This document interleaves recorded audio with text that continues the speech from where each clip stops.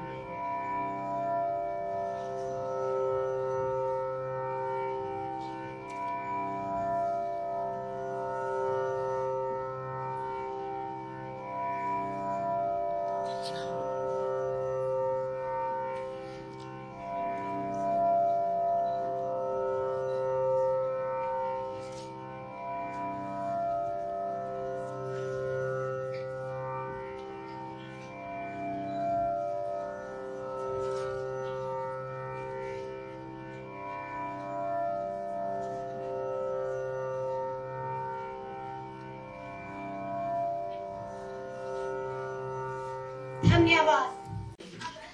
हास्य की बात की जाए तो दुनिया में ऐसा कोई व्यक्ति नहीं है जो हास्य से जुड़ा ना रहना चाहता हो। क्या आपको पता है कि साहित्य के note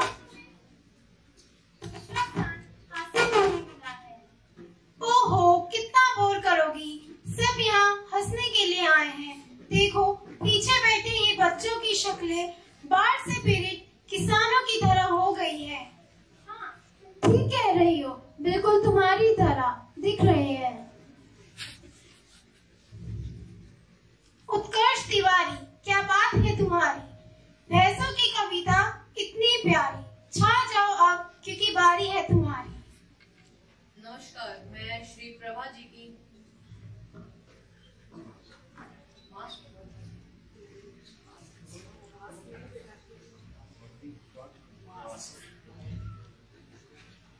Closer to the mic. नमस्कार, मैं प्रभा जी की कविता मंत्री जी ने भैंस पाली आप सबके समक्ष प्रस्तुत करने जा रहा हूँ। मंत्री जी ने भैंस पाली। मंत्री जी के गालों पर जितनी थी लाली, भैंस उतनी ही थी काली। मित्रों ने दी बधाई, बजाई ताली। वाह, भैंस साक्षात भवानी है। कलयुग में सतयुग की दिखती कहानी है। दूध और घी की ठहरी हुई नदी है। भैंस के रूप में 21वीं सदी है। मंत्री जी ऐठे ऐठे भैंस का दूध निकालने बैठे, पर ईश्वर की कुछ और हिमाया, भैंस ने दूध नहीं फरमाया। मंत्री हैरान, चेहरा तमतमाया, चमचे घबराए, मातम सा छाया। चमचों ने खाने के लिए डाल दिए अखरोट, बादाम, काजू, किशमिश, पीने को पेय शरबत और कोका कोला। लेकिन भैंस का हृदय नहीं डोला। मंत्री जी बोले, मेरे मंत्री रहते कभी नहीं घटी ऐसी अनहोनी घटना, और आज मेरे ही घर के उद्घाटन के दिन इतनी बड़ी दुर्घटना। अब क्या किया जाए। चमचों ने बढ़ चढ़ कर दी अपनी अपनी राय। एक बोला, इसको गूगल की धुनी का धुआं सुनाओ। दूसरा बोला, भैंस के आगे बीन बजाओ। तीसरा बोला, नए युग की भैंस है, इसको स्विमिंग पूल में तैराओ। चौथा बोला, नहीं डॉक्टर बुलाओ, ऑपरेशन कराओ। सारे यत्न किए गए, गाया बजाया नहलाया, डॉक्टर बुलाया, लेकिन भैंस ने दूध नहीं दिया। मंत्री जी ने गुस्से में भैंस को निहारा, डकारा, कहा, लगता है भैंस का मूड कुछ ऑफ है, इसको खूंटे से बांध के रखना सरासर ना इंसाफ है। हेलीकॉप्टर बुलवाओ, हेलीकॉप्टर मंगाओ, भैंस को घुमाओ, झीलों और तालों पर, पेड़ों और पहाड़ों पर, ऊंचे ऊंचे झाड़ों पर। इससे इसके मन में छोटे गांव से बड़े शहर आने का कॉम्प्लेक्स मर जाएगा। मन प्रसन्न होगा तो दूध अपने आप ही उतर आएगा। हेलीकॉप्टर मंगवाया गया, भैंस को घुमाया गया, लेकिन भैंस ने दूध नहीं दिया। अंत में दुखी होकर चमचे बोले, मंत्री जी की भैंस है, मंत्री जी पर ही गई है। सब कुछ खाती है, सब कुछ पीती है, हजम भी कर जाती है, डकार भी लेती है, पर दूध नहीं देती है। जैसे मंत्री जी खाते हैं देश को, पीते हैं जनता के लहू और पसीने को, और क्या देते हैं आश्वासन और भाषण के सिवा जीने को। पर अब तभी हुआ अचंबा, भैंस डकराई, थोड़ा छटपटाई, रस्सी तोड़ी, दौड़ी। चमचे चिल्लाए, भैंस ने दूध की नदियां बहा दी। मंत्री जी के घर में खुशियां आ गई। लेकिन मित्रों, कब आएगा वो दिन जब मंत्री जी देश को भाषण और आश्वासन को छोड़ देंगे और देश को एकता और संबल का, विकास और विश्वास का पावन दूध पिलाएंगे। कब आएगा वो दिन। धन्यवाद।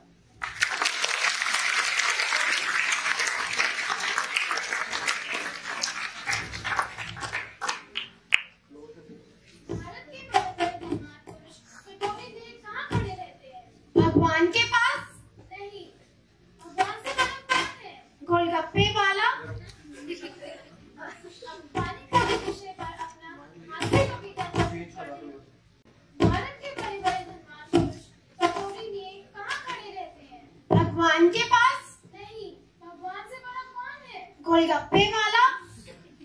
अब पानी पूरी विषय पर अपनी हास्य कविता प्रस्तुत करने जा रहे हैं बाल कवि आरव। नमस्कार दोस्तों, आप सभी ने तो कभी न कभी पानी पूरी खाई होगी, तो आज मैं आपको उसका स्वाद सिखाने जा रहा हूँ। तो इसको सुनकर आपके मुंह में पानी भर आएगा। तैयार हो जाइए। बतासे पानी पूरी, उसका नाम मेरे हिस्से आता है। जरा सा जिक्र हो तेरा तो साहब मेरे मुंह में पानी भर आता है। पानी पूरी का नाम सुन जाने इन्हें क्या हो जाता है। गौर से देखो, इन लड़कियों की आंखों में चमक आ जाती है। वहाँ गोलगप्पे खाने का हुनर कहाँ सबको आता है। मिर्ची बढ़ाओ भैया, मिर्ची बढ़ाओ भैया, और बढ़ाओ भैया, और बढ़ाओ भैया, तीखे का स्वाद नहीं आता है। गोल एक प्लेट से भला किसका मन तृप्त हो पाता है। असली मजा तो भैया 3-4 प्लेट खाने के बाद ही आता है। मीठा का तीखा व पुदीना व जलजीरा सभी पाता है। पानी पूरी का असली मजा तो भैया ठेले पर ही आता है। पानी पूरी का मजा और भी दुगना हो जाता है जब आखिर में पानी पूरी वाला भैया सूखी पूरी पकड़ाता है। जान के रखे जैसे सब हरा नजर आता है। हमें तो सिर्फ साहब शादियों में भी पानी पूरी का स्टोरी नजर आता है। धन्यवाद।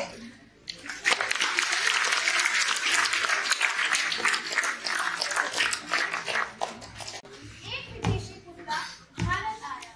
यहाँ के कुत्तों ने उससे पूछा, अरे तुम इतनी सुख सुविधाएं अनाथ छोड़कर यहाँ क्यों आ गए?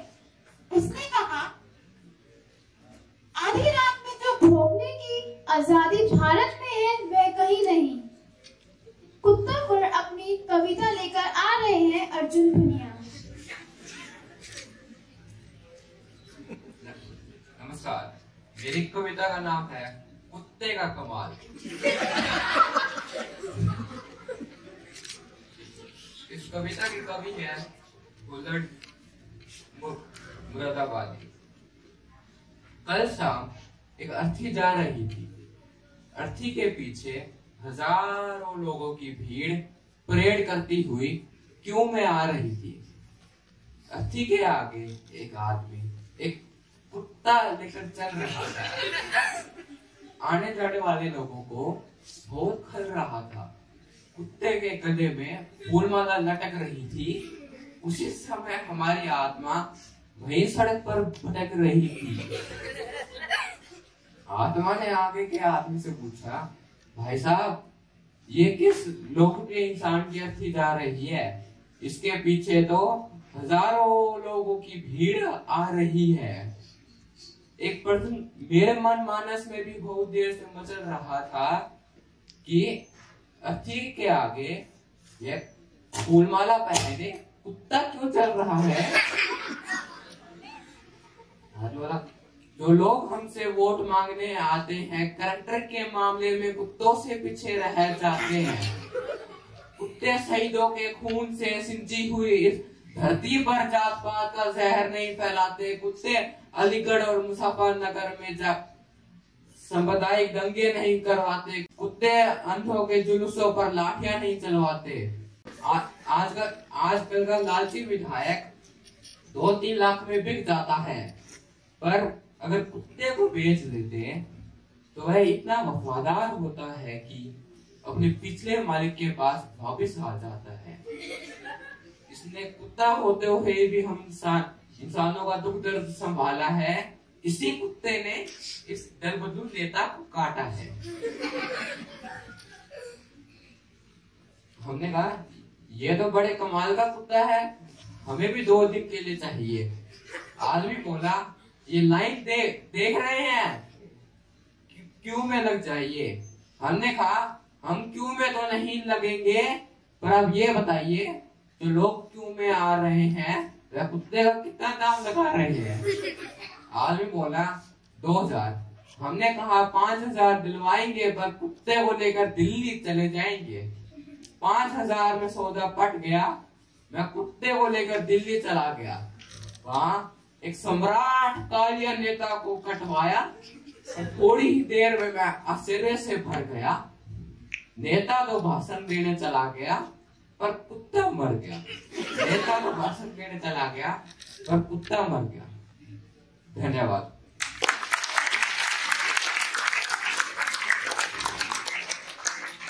विज्ञापनों की मम्मी कितनी अच्छी होती है। बच्चे कपड़े गंदे करके आए तो भी हंस के धोती है। बचपन में जब हम कपड़े गंदे करके आते थे तो पहले हम धुलते थे, बाद में कपड़े। अपने अजीबोगरीब बचपन पर कविता लेके आ रही है बाल कवित्री मायरा। क्या हाल चाल है? मेरा नहीं आपका। चलो छोड़ो, मैं अपना ही बता देती हूँ। मेरा भी क्या बचपन है, ना कोई चिंता ना कोई फिक्र। सुबह सुबह उठकर क्या शानदार नजारा देखती हूँ। थोड़ा सा धुआं, थोड़ी सी कार्बन डाइऑक्साइड पी लेती हूँ। खाने का तो क्या बताया जाए, खाने में थोड़ा केमिकल और यूरिया खाया जाए। एक चिड़िया दोस्त है मेरी, पूछती है कहाँ रहती है। मैंने कहा देखो मेरा कंक्रीट का जंगल। बड़े शान से कहती हूँ। पूछती है कभी पेड़ पौधे देखे हैं। मैंने कहा हाँ म्यूजियम में रखे हैं। खेल कूद की तो बात ही क्या, मेरा 2 कमरों का मैदान है, क्योंकि सड़कों और पार्कों में तो गाड़ी और हॉर्नों की दुकान है। दादा नाना की कहानी में सुना है कहीं एक आसमान है, काश मैं भी देख पाऊं, यह बड़ा अरमान है। कभी बैठूं चांद तारों के नीचे खुले आसमान में, मैं भी उनसे बातें करूं। सुनी सुनाई कहानियों पर कभी मैं भी विश्वास करूं। देखा, ऐसा है मेरा हालचाल। अब आप अपनी सोचो। धन्यवाद।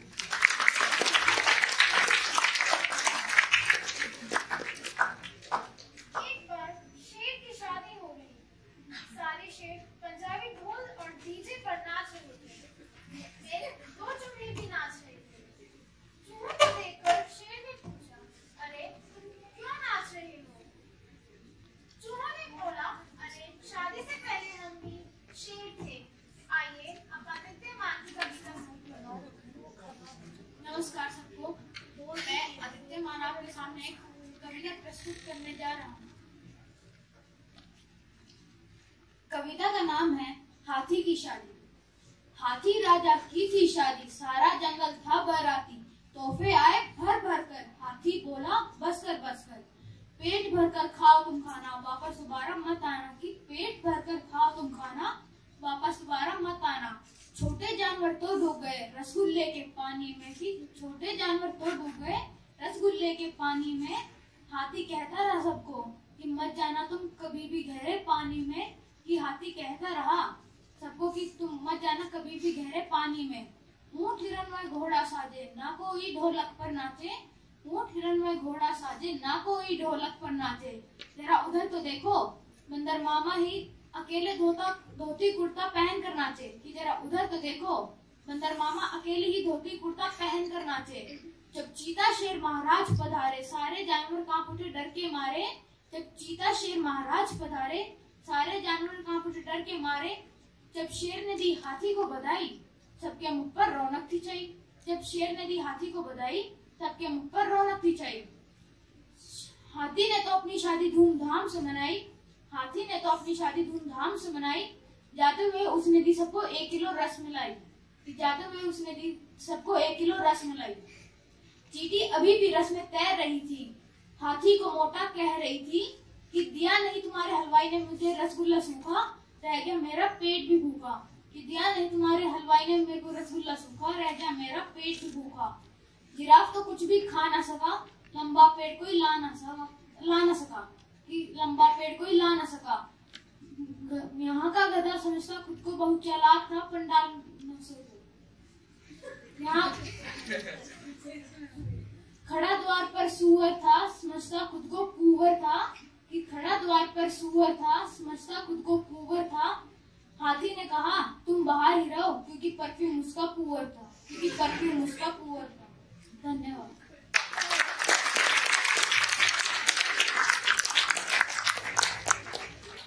एक बार मुर्दों ने हड़ताल कर दी। यमराज परेशान हो गए। उन्होंने कहा क्या बात है, क्या हो गया? मुर्दों ने कहा हम आराम करने कब्र में आई थी। ये शादी वाले 10 बजे के बाद भी डीजे बजाते हैं। आइए रिधिमा की मुर्दों पर हास्य कविता सुनते हैं। सुप्रभात। मेरी कविता का शीर्षक मरणोपरांत है। एक दिन हम जमीन के नीचे यानी अपनी कब्र में सो रहे थे। जिंदगी भर जो किया उस पर रो रहे थे। ऐसे में आकर कोई दिया एक जला गया, जाने अनजाने में ही हमको हम ही से मिला गया। हमने सोचा रंगीली दुनिया में क्यों ना जाए दोबारा। हमने कब्र का ढक्कन खोला और हो गए 9-11। बाहर निकलकर ये क्या देखा लग रहे थे नारे, भ्रष्टाचार की बलि वेदी पर मरे जा रहे थे बेचारे। देखी हमने भूख, गरीबी, दहशत चारों ओर। ऊंचे ऊंचे औंधों पर बैठे देखे लेते थे जो घूस। गरीबों का खून चूस चूस कर जेबें लेते ठूस। क्या बताएं कलयुग में देखा झूठे का बोलबाला था, और क्या बताएं मित्रों कि सच्चे का मुंह काला था। पैसा पैसा कह रहा था, पैसा था भगवान। उतार शराफत के कपड़े, जालिम था इंसान। दूषित थी वायु, दूषित था पानी, अस्थिर देखी हमने सबकी जिंदगानी। दूषित था पानी, दूषित थी वायु, अस्थिर देखी हमने सबकी जिंदगानी। देखी हमने मनुष्य के काले कच्चे पक्के। हमने सोचा भागो भैया, इससे तो थे हम कब्र में ही अच्छे। धन्यवाद।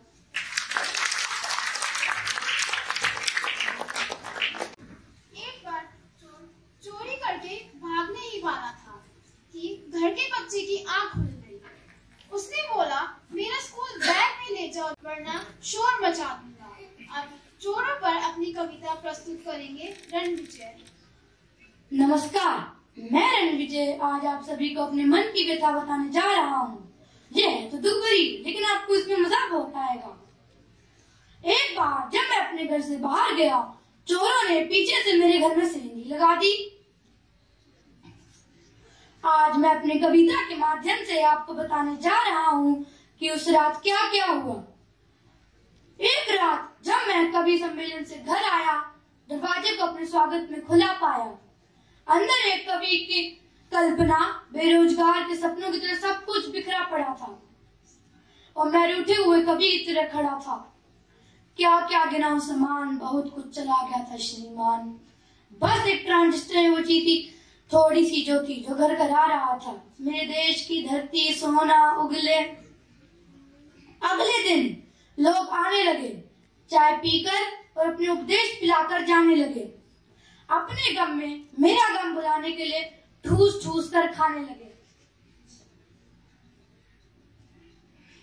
चोरी हुई सो हुई, चीनी पत्ती दूध पर पड़ने लगा डाका। 2 ही घंटों में खारी डिब्बों ने मेरा मुंह ताका।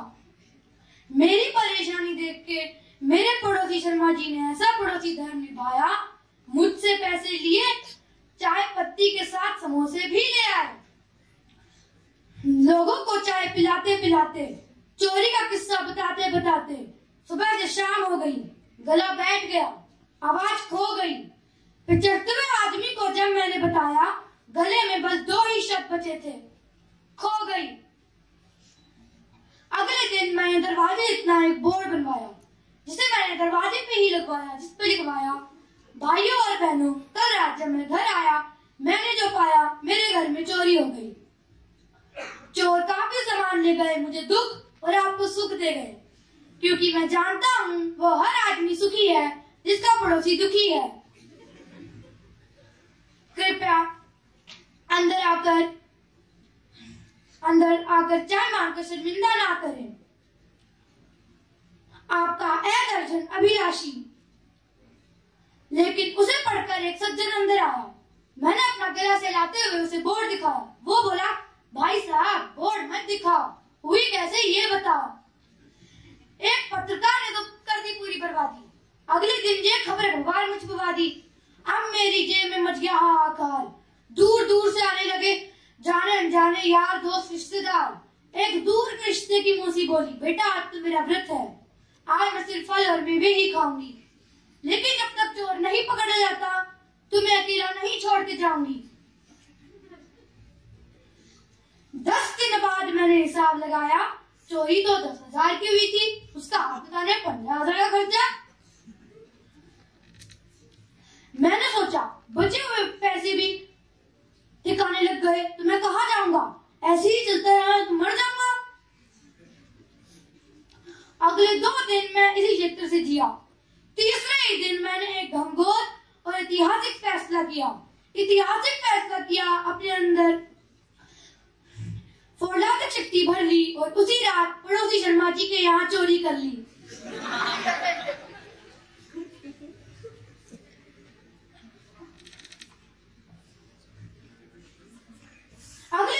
नाश्ता मैंने शर्मा जी के यहाँ जमाया, अपनी आने वाली भीड़ को उनके यहाँ डाइवर्ट करवाया।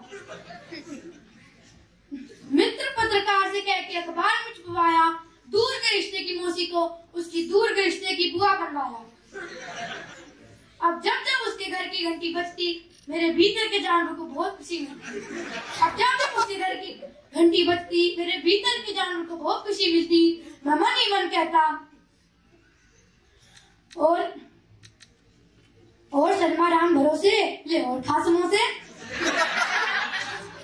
अब मेरी जेब में पड़ा आखिरी 100 का नोट किसी से नहीं डरेगा, क्योंकि मुझे पता है मेरे यहाँ चोरी किसने की और मोहल्ले में अगली चोरी कौन करेगा। धन्यवाद।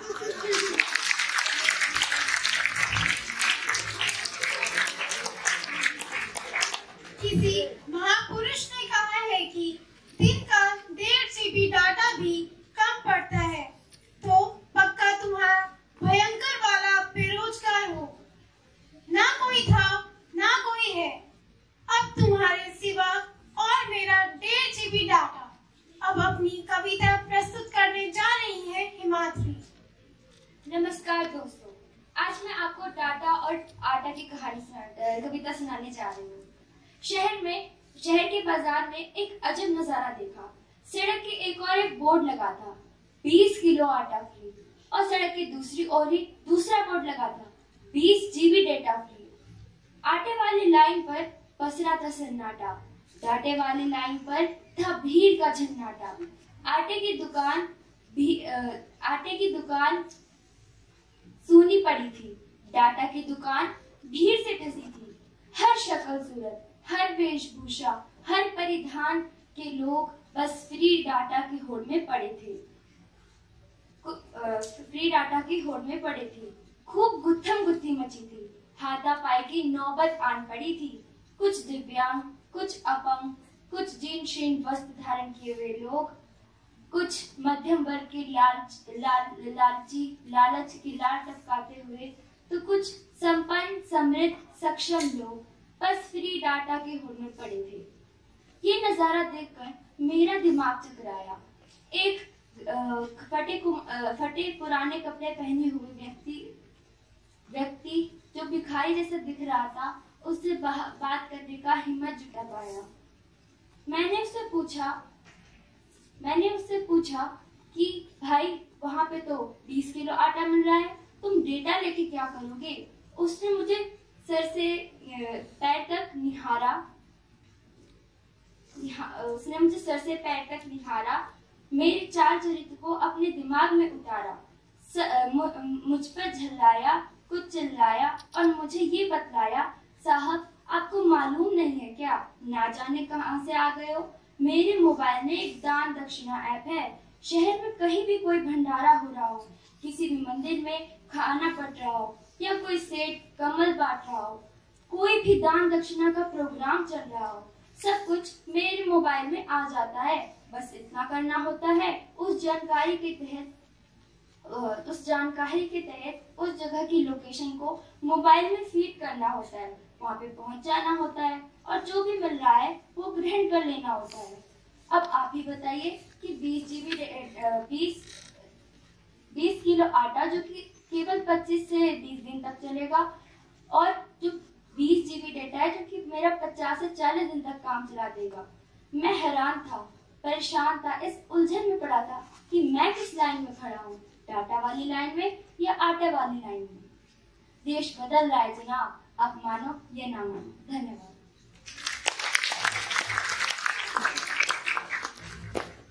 गालिब ने क्या खूब कहा है। हमारी बेजबारी का अंदाजा तुम क्या लगाओगे गालिब? हम तो कब्रिस्तान से भी गुजरते हैं तो मुर्दे उठकर कहते हैं, भाई लगी गई नौकरी। अब अपनी हास्य कविता लेकर आ रही है निष्ठा। नमस्कार। क्या आप सभी लोग जानते हैं, हमारे देश में बहुत सारी समस्याएं हैं, पर उन समस्याओं में से सबसे बड़ी समस्या है बेरोजगारी। कभी कभी मैं सोचती हूँ, पढ़ लिख कर क्या करना, अगर नौकरी नहीं मिली तो, और अगर फिर भी मिल गई तो कहीं इन भाई साहब जैसा हाल ना हो। आइए इस कविता में मैं आपको इन भाई साहब की व्यथा सुनाती हूँ। नदी में डूबते आदमी ने पुल पर चलते आदमी को आवाज लगाई, बचाओ बचाओ। पुल पर चलते आदमी ने रस्सी नीचे गिराई और कहा, आओ आओ। नीचे वाला आदमी रस्सी पकड़ नहीं पा रहा था और रह कर चिल्ला रहा था, मैं मरना नहीं चाहता, बड़ी महंगी ये जिंदगी है, कल ही तो एबीसी कंपनी में मेरी नौकरी लगी है। इतना सुनते ही पुल वाले आदमी ने रस्सी ऊपर खींच ली और उसे मरता देख अपनी आंखें मीच ली। दौड़ता दौड़ता एबीसी कंपनी पहुंचा और हाँफते हाँफते बोला, अभी अभी आपकी कंपनी का एक आदमी डूबकर मर गया है। इस तरह वह आपकी कंपनी में एक जगह खाली कर गया है। ये मेरी डिग्रियां संभाले, बेरोजगार हूँ, उसकी जगह मुझे लगा ले। ऑफिसर हंसते हंसते बोला, भाई तुमने आने में तनिक देर कर दी, ये जगह तो अभी हमने 10 मिनट पहले ही भर दी। इस जगह हमने उस आदमी को लगाया है जो उसे धक्का देकर तुमसे 10 मिनट पहले यहाँ आया है। धन्यवाद।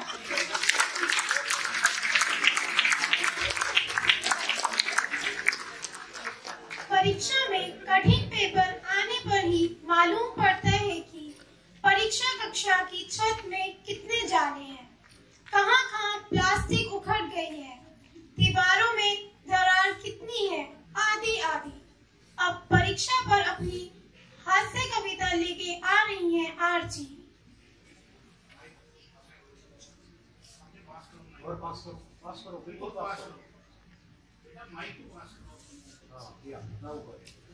नमस्कार, आज मैं आपके सामने इतिहास की परीक्षा शीर्षक पर एक कविता लेकर आई हूँ। इतिहास की परीक्षा थी उस दिन, चिंता में हृदय धड़कता था। इतिहास की परीक्षा थी उस दिन, चिंता में हृदय धड़कता था।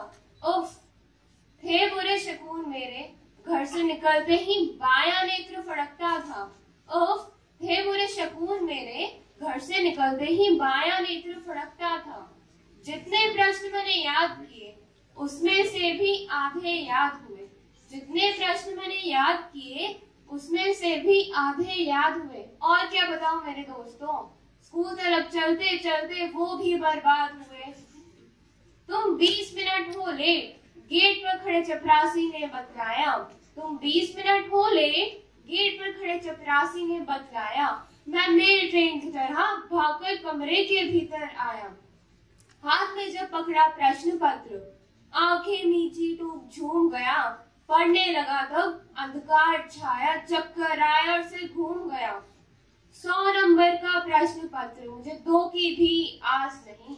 100 नंबर का प्रश्न पत्र, मुझे 2 की भी आस नहीं। मैं दावे के साथ कह सकता हूँ ये दुनिया पलट जाए लेकिन मैं हो सकता पास नहीं। मैं दावे के साथ कह सकता हूँ ये दुनिया पलट जाए लेकिन मैं हो सकता पास नहीं। ओ प्रश्न पत्र बनाने वाले, तू लिख दे जो तेरी मर्जी, तू लिख दे जो तेरी मर्जी। ये प्रश्न पत्र है कि एटम बम। तूने दिए वही सवाल जो जो थे मैंने रटे नहीं। तूने दिए वही सवाल जो जो थे मैंने रटे नहीं।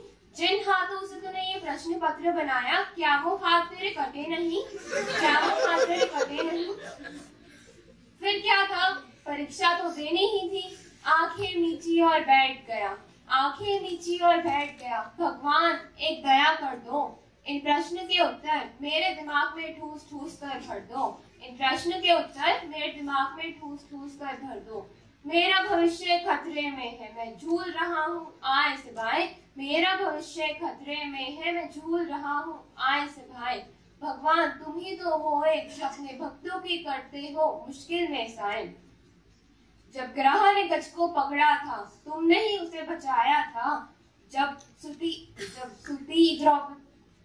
द्रौपदी की लाज लुटी, तुमने ही चीर बढ़ाया था। द्रौपदी समझकर मुझको तुम मेरा भी चीर बढ़ाओ तुम। मैं विष खाकर यहीं बढ़ जाऊंगी, जल्दी यहाँ पर आओ तुम। मैं विष खाकर यहीं बढ़ जाऊंगी, जल्दी यहाँ पर आओ तुम। आकाश चीरकर अंबर से गहरी आवाज आई एक। आकाश चीरकर अंबर से गहरी आवाज आई एक। रे मूर्ख क्यों रोता है, आंखें खोल और इधर देख। गीता में लिखा है कर्म करो लेकिन फल की चिंता ना करो। गीता में लिखा है कर्म करो, फल की चिंता ना किया करो। जो हृदय में है वो पर्चे पर लिख दिया करो। फिर क्या, मैंने लिख दिया। पानीपत की दूसरी लड़ाई हुई थी सावन में। पानीपत की दूसरी लड़ाई हुई थी सावन में। जापान जर्मनी के बीच हुआ 1857 में। महात्मा बुद्ध महात्मा गांधी के चेले थे। मैंने लिखा महात्मा बुद्ध महात्मा गांधी के चेले थे। अरे क्या तुम नहीं जानते, गांधी संग बचपन में आंख मिचोली खेले थे। महाराणा प्रताप ने गौरों को सिर्फ 10 बार हराया था। महाराणा प्रताप ने गौरों को सिर्फ 10 बार हराया था। और अकबर, अरे अकबर ने तो हिंद महासागर अमेरिका से मंगाया था। मोहम्मद गंजीवनी सुबह उठकर 2 घंटे नाश्ता था। सुबह उठकर 2 घंटे नाश्ता था। और औरंगजेब, अरे वह तो रंग में आकर सबकी जेब काटता था। मन के खुल गए भाव, ऐसे मन में फूटने लगे फुवारे। जो प्रश्न याद न थे वो भी पर्चे पर दे मारे। परीक्षक हो गया पागल सा, मेरे पर्चे को देख देख। बोला इन सब में से कलाकार है वह सिर्फ एक। बोला इन सब में से कलाकार है वह सिर्फ एक। सबके पर्चे फेंक दिए, मेरे उत्तर छाट लिए। सबके पर्चे फेंक दिए, मेरे उत्तर छाट लिए। शून्य को छोड़कर बाकी 100 नंबर काट लिए। धन्यवाद।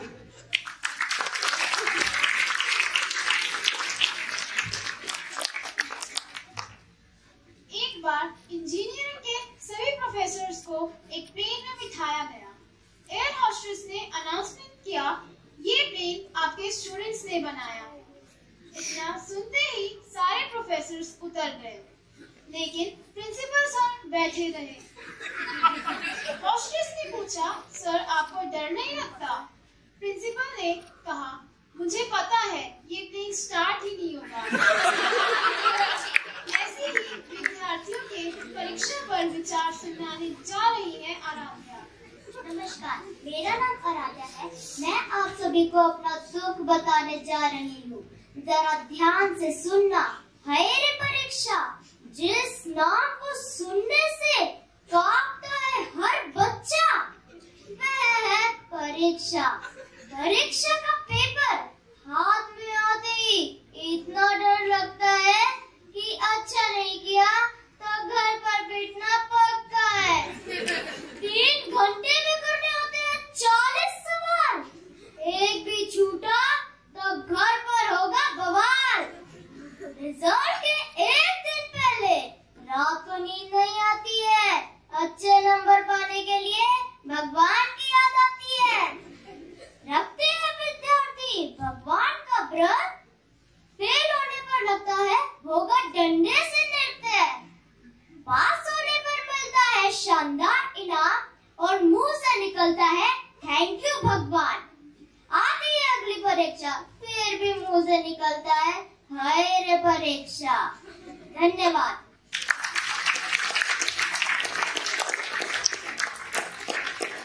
दो लड़कियां बस में सीट के लिए लड़ रही थी।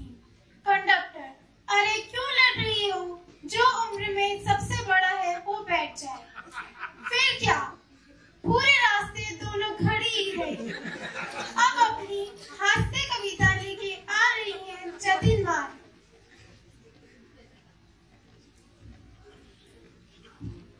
नमस्कार, मैं जतिन मान आप सभी के सामने एक हास्य कविता प्रस्तुत करने जा रहा हूँ, जिसका शीर्षक है बस में थी भीड़। बस में थी भीड़, यात्री भी अनुभवी और इरादे के पक्के थे।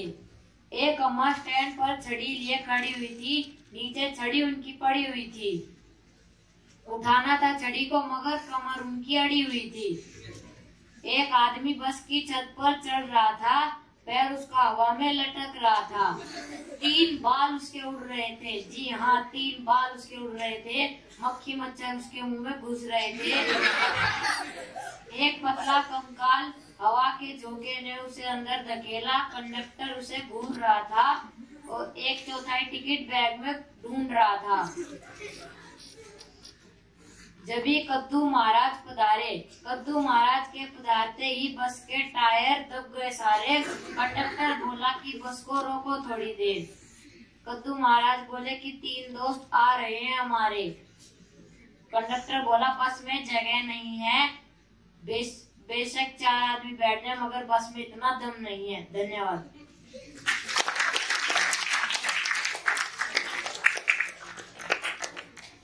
क्लास के बच्चे कोरोना के समय परीक्षा जब कैंसिल नहीं हुई थी तब कहते थे सरकार को सोचना चाहिए कितना कोरोना फैला हुआ है, हमारी जिंदगी का सवाल है।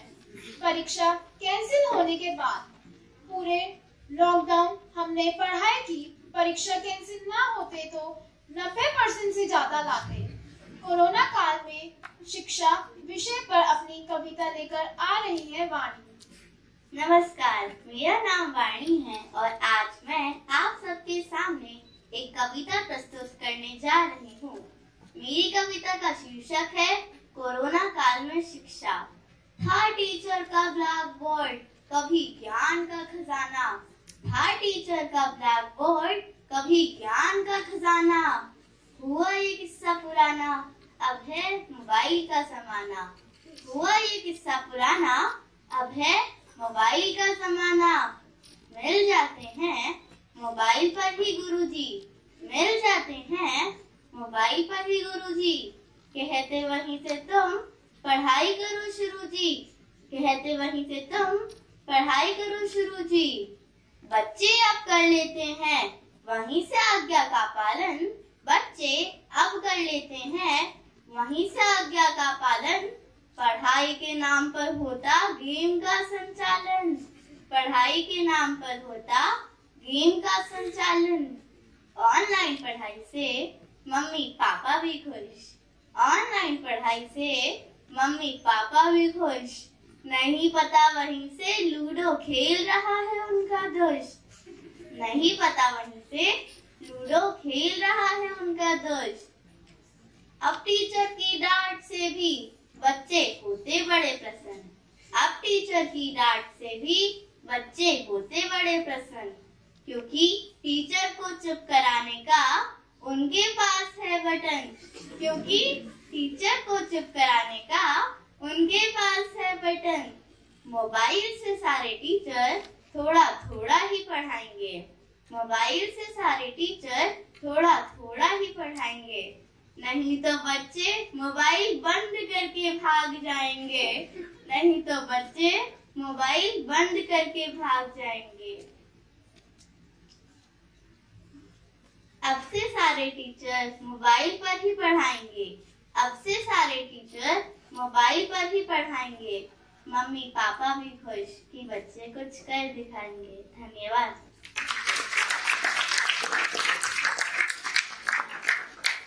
आराम करना कितना जरूरी है, यह बताने आ रही है वाणी।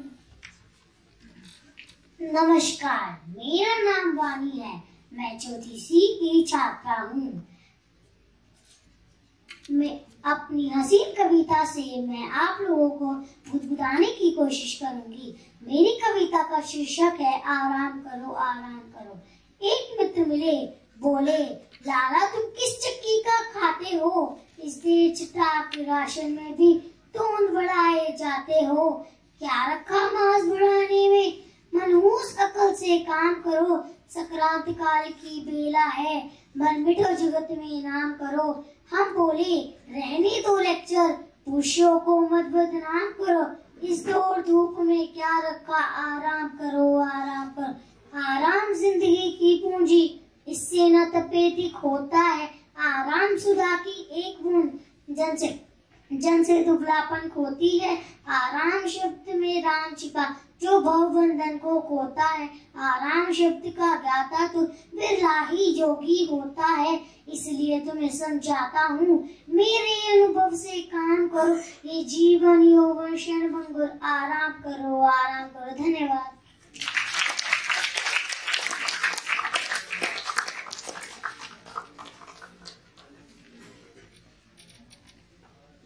अब मैं प्रधानाचार्य महोदय जी से निवेदन करना चाहती हूँ कि वह अपने शब्दों से बच्चों को प्रोत्साहित करें।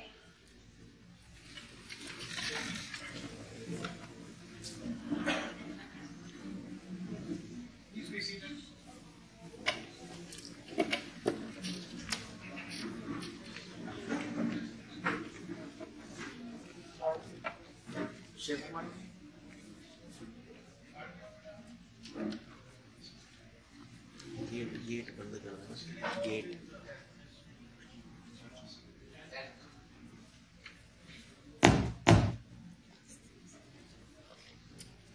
सुप्रभात।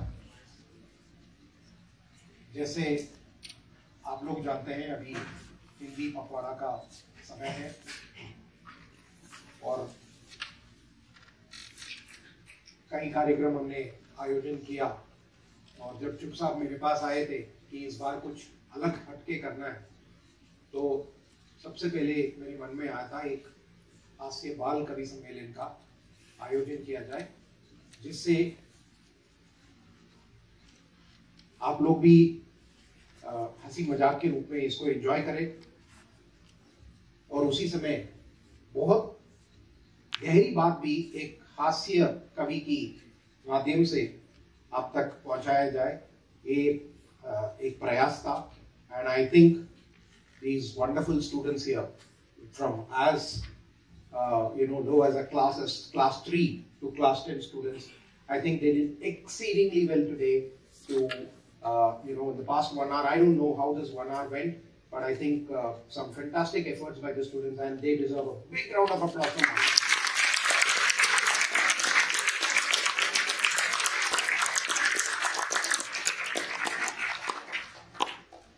This is the initial effort, पहली बार हमने प्रयास किया, इसका और बेहतर करने की कोशिश करेंगे आने वाले दिन में. Now that you have also seen the kind of potential that these children have and the kind of messages that they have given to you through Kavi Sammelan, Hasya Kavi Sammelan, I think more students from the ones that are sitting here will get motivated.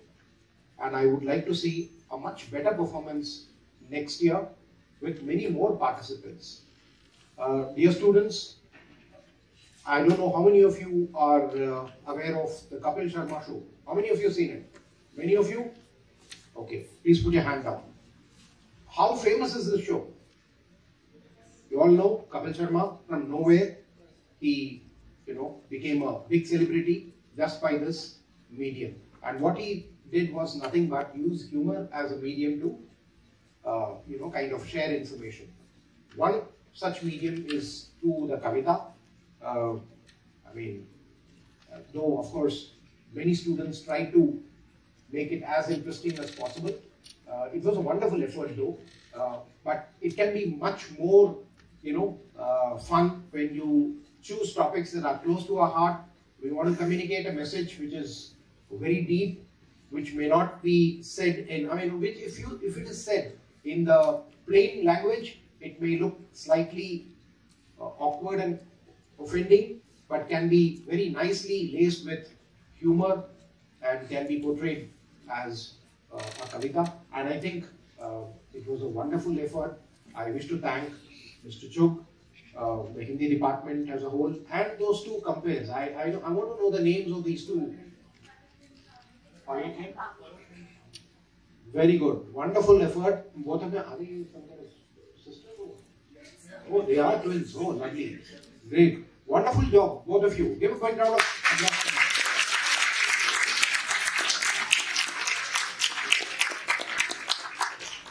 Boys and girls, these are a small effort where I can, bring the talent out here in front of you and at the same time develop confidence. And I'm sure each one of them out here would feel much confident now after they have performed than what they felt before the event started. And this is what is required.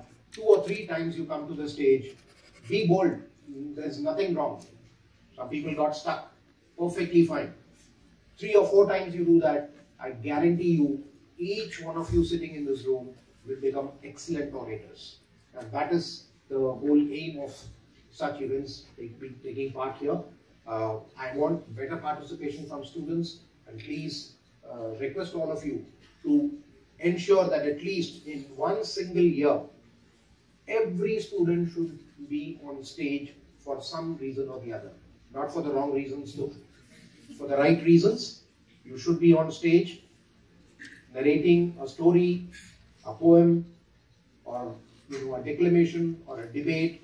There are so many opportunities. But what is really bothering me, it's the same set of students rather who come regularly. Because some of these faces I keep noting them, they come to participate in multiple competitions. But I want each one of you to participate with all the huge array of competitions and events that we have here, and that will bring the real strength of the capabilities, the innate capabilities that are there in you to be displayed in front of others.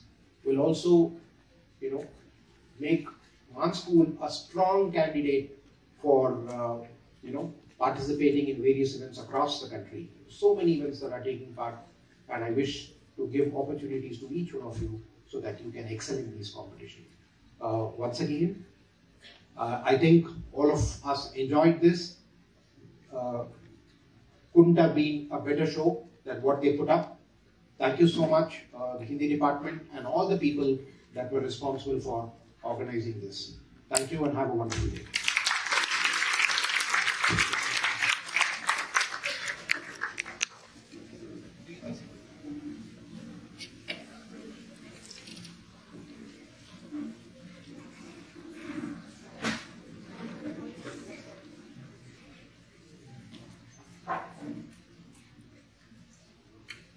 नमस्कार। बच्चों के अथक प्रयास को देखकर हमें बड़ी ही प्रसन्नता होती है और इस कार्यक्रम के अंतिम स्वरूप हमारे विभागाध्यक्ष जी से मैं निवेदन करना चाहूंगा कि वह आकर बच्चों के लिए कुछ शब्द प्रस्तुत कीजिए तथा इस कार्यक्रम को अंतिम स्वरूप दीजिए। धन्यवाद।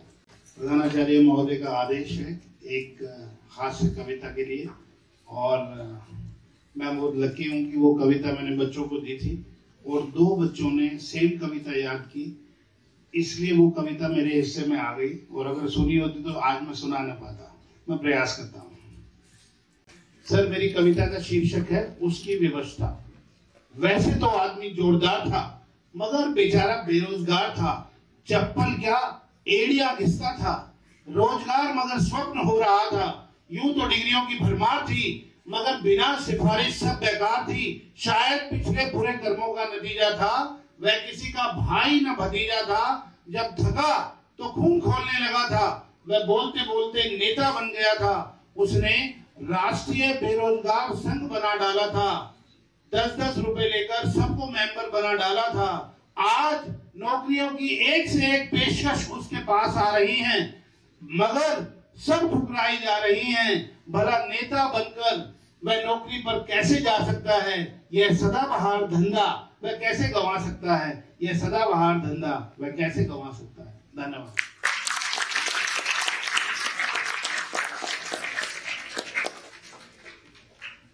आदरणीय प्रधानाचार्य महोदय, अतिथि के रूप में और मेरे निमंत्रण को स्वीकार करा श्रीमती अन्नपूर्णी श्रीराम जी और शिक्षा संयोजक महोदय, मुख्य अध्यापिका महोदया, सभी हिंदी विभाग से जुड़े हुए जितने भी अध्यापक अध्यापिकाएं हैं।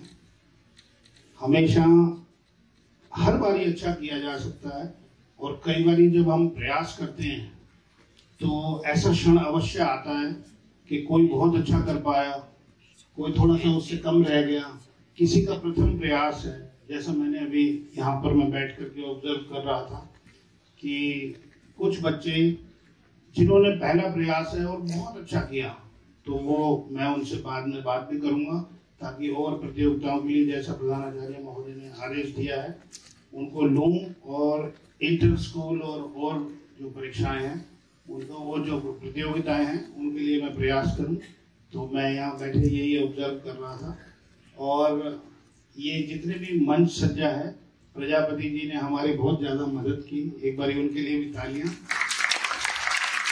और मेरे विभाग के सभी सदस्य, मैं अब नाम लूंगा तो हो सकता है कोई एक आध नाम छूट जाए, इसलिए मैं वो रिश्ता नहीं करूंगा। मेरे विभाग के सभी सदस्य जो परोक्ष रूप से और प्रत्यक्ष रूप से मेरे साथ कंधे से कंधा मिलाकर के जुड़े रहे और उन्होंने कोई नए नवाचार मुझे सुझाए कि ये काम सर अगर ऐसे कर लें तो और ज़्यादा अच्छा हो सकता है। तो हमने ये एक आइडिया पहली बार लिया कि सभी कवि और कवित्रियों के ये हमने नाम जो है, ताकि आप उससे परिचित हो सकें, वो भी उसमें डाले। और अचानक हमें ये लगा कि ये जो हमने फ्लैक्स बनवाया है, इसके नीचे यदि हम इसको जोड़ें या फिर हम इसमें स्माइली को जोड़ें तो वो और ज़्यादा अच्छा लगेगा। और मैं तहे दिल से कहना चाहता हूँ कि बोर्डिंग के बहुत सारे बच्चे जिनको मैंने आमंत्रित नहीं किया था, पर उन्होंने स्वयं आकर के प्रयास किया। और अगर मैं गलत नहीं तो अरमान सिंह को मैंने देखा, बड़ा एक्टिव है और उसने मेरे लिए हेल्प की। और बहुत सारे ऐसे बच्चे प्रत्यक्ष और परोक्ष रूप से जिन्होंने मदद करी। और इलेक्ट्रिकल के लिए शिव कुमार भैया, धर्मेंद्र भैया, और एक एक छोटी चीज के लिए हो सकता है क्षमा करना यदि मैं भूल जाऊं तो, सबने जो भी प्रत्यक्ष या परोक्ष रूप से सहयोग दिया है, और सबसे ज्यादा सहयोग इन बच्चों ने दिया। और बिना पेपर देखे या हल्का सा अगर कभी रुके भी तो पहला प्रयास है, कोई बात नहीं, लेकिन स्टेज पर आना और इन सब के आगे परफॉर्म करना। इनके अलावा जो बच्चे प्रयासरत थे लेकिन वो अभी अगर चुने नहीं गए, क्योंकि मैं तो शुरू में सोच रहा था सर कि 10 प्रतियोगी ले पाऊंगा, पर लास्ट तक भी, मतलब कल रात तक भी एक बच्ची है वानी, उसके फादर ने अप्रोच किया, मैंने इसकी वीडियो देखी तो मैंने कहा सर ये बोल सकती है, मैंने प्रयास किया सर। तो ये बच्ची जो है इसने प्रयास किया, कल ही इसने भेजी है। तो एक बारी आप मैं पुनः धन्यवाद करता हूँ। आज का ये कार्यक्रम यहीं पर समाप्त होता है। आप सबने अपना कीमती समय दिया, बहुत बहुत धन्यवाद।